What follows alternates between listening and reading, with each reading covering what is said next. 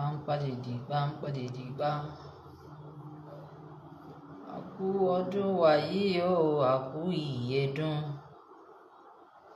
Gbogbo yín la kí o, ìmọ̀ Yorùbá. Gbogbo yín pátá la kí o, ìmọ̀ Yorùbá. Àkú ọdún kérésì àsìkò ìyèdún. Ẹ̀mí wa ṣọ̀pọ̀ rẹ̀ lọ́lá Ọlọ́run.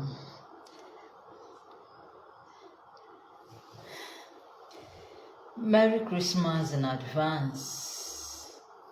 Merry Christmas in advance. Àkú àmójúbà kérésì.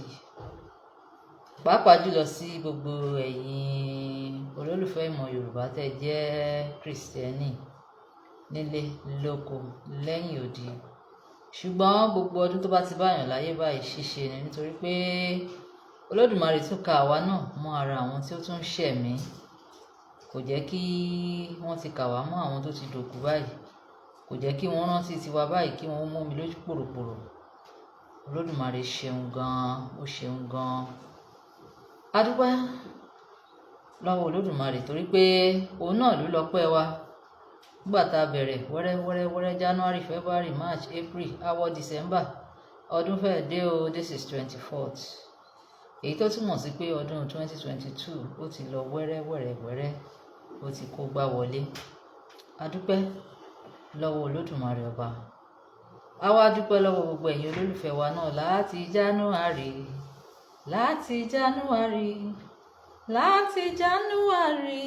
a ní àwa ṣọpẹ́. A dúpẹ́ lọ́wọ́ gbogbo ẹ̀yin olólùfẹ́ wa pátápátá táàjọ wà láti bẹ̀rẹ̀ títí di àkókò yìí. Tẹ̀dẹ̀ ṣì ń gbọ́ ìmọ̀ Yorùbá, tẹ̀ ṣì ń wò wá. Bó tẹ̀ jẹ́ pé àwọn olójú mẹ́fà pọ̀ o. Irú wọn yẹn wọn ò lè lọ́kọ kan. Wọ́n bá lọ́kọ wọn máa ní my friend. Bẹ́ẹ̀ náà làwọn ọkùnrin tó dẹ̀ jẹ́ bẹ́ẹ̀ wọ́n máa lálẹ́ ní ṣá. Nítorí pé wọ́n lè dúró lójú kan. Ṣùgbọ́n fún gbogbo ẹ̀yin olólùfẹ́ ìmọ̀ Yorùbá pátápátá ẹ ṣé. Bó tẹ̀ jẹ́ pé ojú kan lórí Facebook. A dúpẹ́ fún gbogbo ẹ̀yin olólùfẹ́ wa pátápátá. A dúpẹ́ lọ́wọ́ yín. A kú ìpamọ́ ọdún. Ẹ̀mí wa ṣe ọ̀pọ̀ lókè èpẹ̀, láyé àti láyé ìdùnnú. Òun náà láti mọ̀ ṣe. Àní bá wọn rí ń gbé jùnù bí ò ṣe bí ọmọ.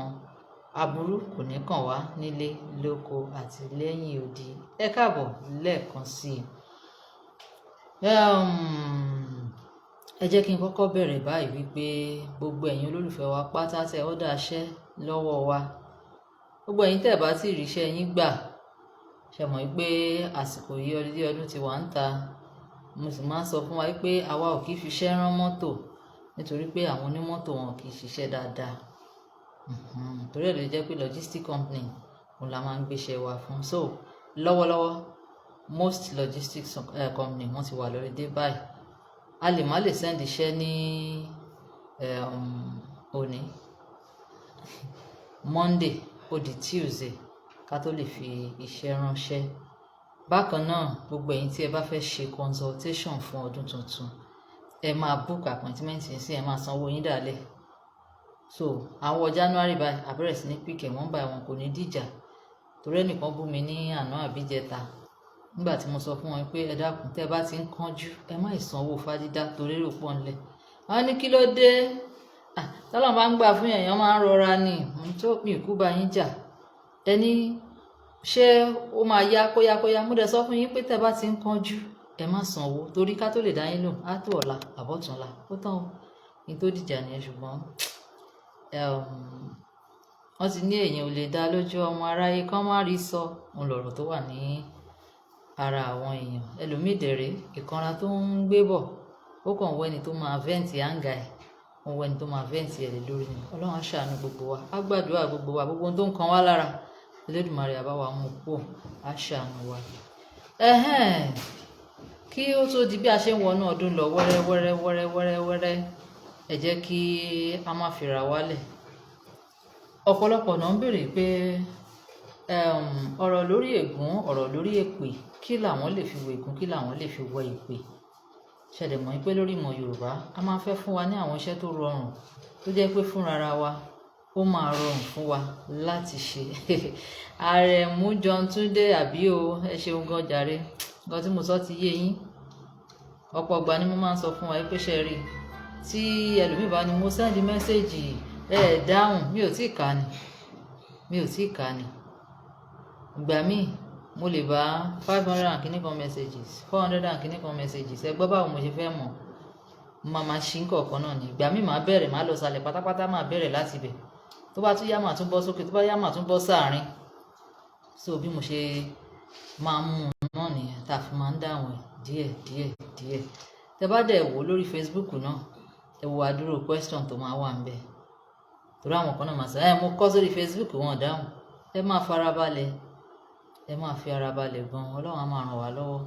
Nígbà míì gan tẹ bá pè wípé okay nǹkan báyìí, tàbí tí a bá rí mẹ́sẹ̀jì ńgbà mí ẹ̀rí àkànṣe kì í ṣe gbogbo ọ̀rọ̀ la lè ṣàyẹ̀rí fún yín ní ìdáhùn lẹ́sẹ̀kẹsẹ̀. Nígbà tá ìṣọ̀ Ọlọ́run gan máa ń post wa. Tá a bá béèrè mọ́tò ńgbà mí, Ọlọ́run á wò pé okay tó bá di next year, kí ló dé tí ò gbé fún wa lẹ́sẹ̀kẹsẹ̀. So tẹ bá ti béèrè nǹkan tí a bá tètè dáhùn, túmọ̀ sí pé nǹkan yẹn à ń wá ìdáhùn fún. Ẹ̀yin náà wo 100 ni, thousands of questions every day. Tí a máa ń dáhùn lóríṣiríṣi. So ńgbà tẹ bá béèrè ńgbà míì gan ọpọlọ àti kan àwọn pé kí náà fẹ́ ṣe sílẹ̀. Ẹni sùúrù ló ń jẹ bẹ́ẹ̀. So Ọlọ́run á máa ràn wá lọ́wọ́. Ẹ má gbà wá bàbá ṣe rí, ẹ má fìfẹ́ gbà wá bẹ́ẹ̀ ti ṣe fi ń gbà wá. Àṣà kọ́ o, àdẹ̀jọra wa lójú. Olódùmarè ò dẹ̀ ní já jọra wa lójú. Ṣó ti yé yín? Ọlọ́run á ràn wá lọ́wọ́. Bó tiẹ̀ jẹ́ pé àwọn aláìgbọràn wọ́n pọ̀ nínú wa. A ti sọ lọ́pọ̀ ìgbà yìí pé ẹ jọ̀ọ́, irú Christmas tó ń bọ̀ ní sàyà mi ti ń já. Mẹ́sẹ̀jì yẹn wọ 2000 because ẹlòmíì ẹ káàsán mo ní kí n kí yín ni, ó ní ò jẹ́ ká ríran rí àwọn mẹ́sẹ̀jì gidi. Ẹlòmíì á ṣe ìgbà yín o, màyà níbà Ọlọ́run. So nídìí kíkí lórí WhatsApp. Gbogbo ẹni tó bá fẹ́ kí wa pátá ẹ jọ̀ọ́ ẹ kí wa lórí Facebook. Gbogbo kíkí yẹn ẹ máa kí wa lórí Facebook. Facebook gba kíkí gan, but WhatsApp ò gba kíkí. Ẹ jọ̀ọ́ ẹni tó bá fẹ́ gbé iṣẹ́ fún wa, okay mo fẹ́ ra nǹkan báyìí, mo fẹ́ order nǹkan báyìí, mo fẹ́ ṣàyẹ̀wò, àwọn ní WhatsApp wà fún. Ẹ jọ̀ọ́ nítorí Ọlọ́run, ẹ gbà wá bá ṣe rí. Ọlọ́run á ràn wá lọ́wọ́. Àwọn oníkíkí, àwọn oníbèrè, àwọn ni wọ́n jẹ́ ká tètè dá àwọn ẹlòmíì tó sanwó gan. Àní tètè rí wọn nígbà tí mẹ́sẹ̀jì yẹn bá ti lù bẹ́ pa. Ẹ ṣeun gan, Ọlọ́run á ràn wá lọ́wọ́. Lórí ti nǹkan tí a fi ń wẹ ègún, tí a fi ń wẹ èpè, tí ò dẹ̀ kí ṣe nǹkan tó pààyàn lára, tí ò ń ṣe nǹkan tó máa ná yín lówó púpọ̀, tàbí kí n sọ pé kò ná yín ní 200 naira. Pé kò ná yín ju 200 naira lọ. Òun náà ni nǹkan tí a mú wá, nǹkan tí a lè fi wẹ ègún, tí a lè fi wẹ èpè. Àwọn nǹkan tí ẹ nílò tàbí tá a lè fi break course. Àwọn nǹkan kan bóyá generational chain nìkan tẹ́ ti rí pé this one is negative, this thing kò ń ṣe positive things. So ẹ lè lò fún láti break ẹ̀. Tàbí ẹni tó jẹ́ pé tó bá ti débì kan, ayé ò kì í gba tiẹ̀, wọ́n máa ń kórìíra ìṣe ló máa dàbí ẹni pé ó rùn sí wọn láì ṣe pé ó rùn. Ẹ jẹ́ kó ṣe iṣẹ́ ẹ̀, òun náà máa wá give testimony. Àti bẹ́ẹ̀ bẹ́ẹ̀ lọ, màá tún máa ṣàlàyé síwájú sí i. Nǹkan àkọ́kọ́ tí a ní ìdò náà ni ewé tí wọ́n ń pè ní fertility plants. Ewé àkókò òun ló ń jẹ́ fertility plant. Tó bá ti mú fertility plant, wàá wá ẹyin ìbílẹ̀ kan, native egg ẹyọ kan. Then ẹlẹ́kẹta ń bẹ̀ wàá wá nǹkan tí à ń pè ní alligator pepper. Nǹkan tí à ń pè ní alligator pepper, that is atare odidi kan, òun náà ló nílò. Nínú iṣẹ́ yẹn, tó bá ti mú ewé àkókò yẹn tí a pè ní fertility plant, tó bá ti mú ẹyọ kan, ewé kan péré tó fẹ̀ tí ò lúwo náà ló need. Ewé kan tó fẹ̀ tí ò lúwo. Kí ló dé? Ẹ share, mi ò rí comment, mi ò rí likes. Kí ló dé? Ẹ gbọ́wọ́lé button. Àbí gbogbo àwọn ìyá àmọ̀ Yorùbá ti lọ ilé ọdún ni? Àbí okay wọ́n ti lọ ilé Christmas. Okay, Ọlọ́run á ràn wá lọ́wọ́. Wẹ́yìn tẹ́ wà pẹ̀lú tẹ like, tẹ love. Ẹ ṣeun gan jàre, mo ti ń rọ́wọ́ yín. Ẹ ṣé. ẹ ṣeun gan. So tẹ́ bá ti mú ẹ lè ṣiṣẹ́ yìí ní aago 8 sí aago 10 àárọ̀, aago 8 sí aago 10 àárọ̀ òun ni ẹ lè ṣiṣẹ́ yìí. Ẹ máa mú ewé àkókò yẹn tí mo pè ní fertility plant. Tẹ́ bá ti mú, ẹ máa jù sílẹ̀ lẹ̀. Kò bá jẹ́ ibi tí yèpẹ̀ wà, kò bá jẹ́ lẹ́lẹ̀ yàrá, kò bá jẹ́ lẹ́lẹ̀ ta, ó ṣáà ti jẹ́ ilẹ̀ lẹ̀. Tẹ́ bá ti wá fi sílẹ̀ lẹ̀ yẹn, ẹ wá mú atare, ẹ ṣí, ẹ ti mọ bá ṣe ń ṣí, ẹ gbé lọ sẹ́yìn, ẹ la ẹnu ẹ̀ látẹ̀yìn, ẹ dá padà síwájú, ẹ wá yọ ohun tẹ́ fẹ́ lò nínú ẹ̀. Kóró 7 lẹ máa yọ nínú atare yẹn. Kóró 7 lẹ máa yọ nínú atare yẹn. Ẹ wá jẹ lẹ́nu. Bẹ́ẹ̀ ṣe ń jẹ lẹ́nu lẹ máa ṣàdúrà. Bẹ́ẹ̀ ṣe ń jẹ lẹ́nu lẹ máa ṣàdúrà. Kí èmi lágbájá ọmọ lágbájá kí n bọ́ o lọ́wọ́ gbogbo òdì àti dé tipẹ́tipẹ́ àti dé ti sìn àti new ìdè àti old ìdè. Kí èmi lágbájá ọmọ lágbájá kí n bọ́ pátápátá. Ẹ máa ṣàdúrà yẹn. Tẹ́ bá ti ṣàdúrà yẹn tán, ẹ wá mú ọmọ atare tẹ́ jẹ lẹ́nu yẹn, ẹ tú sí ara ewé yẹn nílẹ̀ẹ́lẹ̀ tó wà.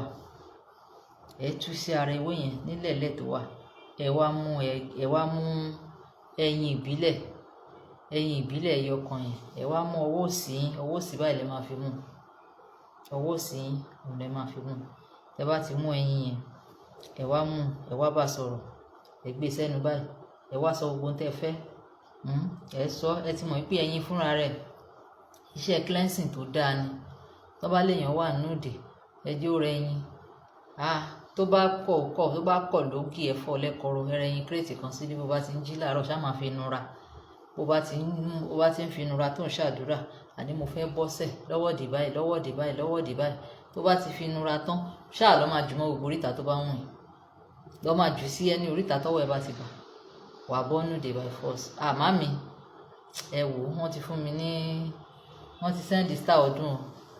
Ẹ pẹ́ fún wa o. Níwá yín ti láṣẹ Ọlọ́run. Ojú ò ní tì yín o. Wọ́n lójú òkè tí iná alẹ́. Màmí, ojú ò ní tì yín láéláé. Àgbà yín á dalẹ̀. Níwá yín tì lójijì. Ẹ túbọ̀ pẹ́ fún wa. Gbogbo bẹ́ẹ̀ bá ṣe wá pẹ́, ẹ ní fàìsàn ló gbà, ẹ ní fìnira ló gbà o. Wàhálà, ìdààmú kò ní jẹ́ ti yín o. Lórí ẹ̀yin gangan fúnra yín, ẹ ní di wàhálà fọ́mọ. Àwọn ọmọ yín ò ní dẹkún fún yín. Àṣẹ Olódùmarè ọba. Ẹ ṣeun gan. God bless you ma. Ẹ ṣé. Gẹ́gẹ́ bí mo ṣe ń sọ lọ, tẹ́ bá ti wá mú ẹyin yẹn, ẹ fi sẹ́nu yín, ẹ fi ṣàdúrà dáadáa. Tẹ́ bá ti fi ṣàdúrà, ọwọ́ òsì lẹ máa fi mú o. Ọwọ́ òsì lẹ máa fi mú ẹyin yẹn dání. Ẹ wá bẹ̀rẹ̀ sí ní declare gbogbo ègún tí mo jogún nílé bàbá. Ó yá o, látòní lọ kó máa parẹ́. Gbogbo ègún tí mo jogún nílé ìyá, látòní lọ kó máa parẹ́. Gbogbo ègún tí mo jogún nílé ọkọ, látòní lọ kó máa parẹ́. Gbogbo ègún ìran, gbogbo èpè ìran, gbogbo èpè ìbí lórí mi, gbogbo ègún tí mo fara kó nínú ìrìn àjò, gbogbo ègún tí mo pàdé níbi báyìí, gbogbo ègún tó ń bá mi rìnrìn àjò, gbogbo ègún tí ò jẹ́ kí n rọ́nà lọ, gbogbo èpè tó ń jà mí tí ò jẹ́ kí n ráyé ṣe, tí ò jẹ́ kí n ráyé gbé, ó yá kó máa parẹ́ dànù lónìí. Tó bá ti wá wí dáadáa, gbogbo ohun tó bá fẹ́ sọ, tó bá ti wí dáadáa, wàá gbàdúrà dáadáa,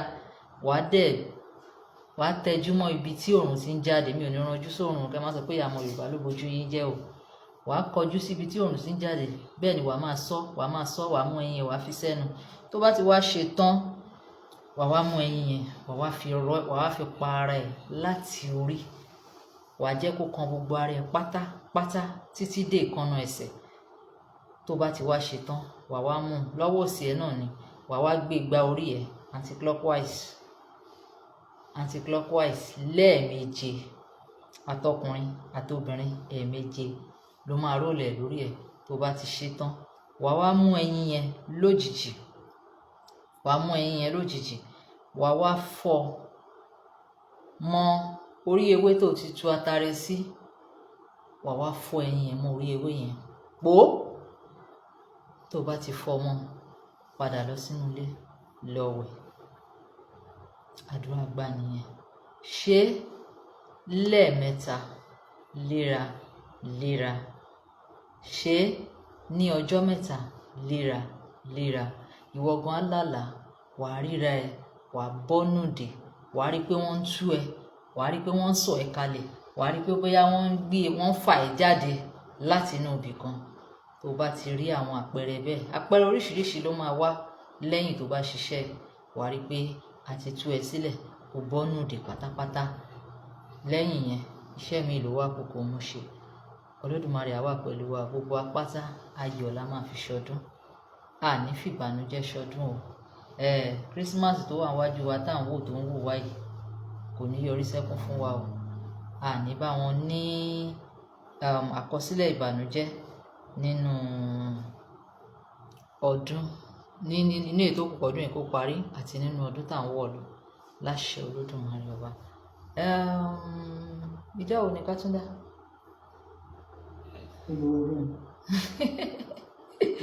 Torí lásìkò yìí ọwọ́ dí, ṣùgbọ́n síbẹ̀síbẹ̀ gbogbo ẹ̀yin tẹ́ ọ́dà àṣemí kò kú ẹ̀yọ́nú full pack tàbí ọṣẹ ẹ̀yọ́nú lásán tàbí gbogbo nǹkan ẹ̀yọ́nú èyí tí wọ́n bá fẹ́ yọ ńbẹ̀ torí pé o need, o lè pè wá sórí 09024440432.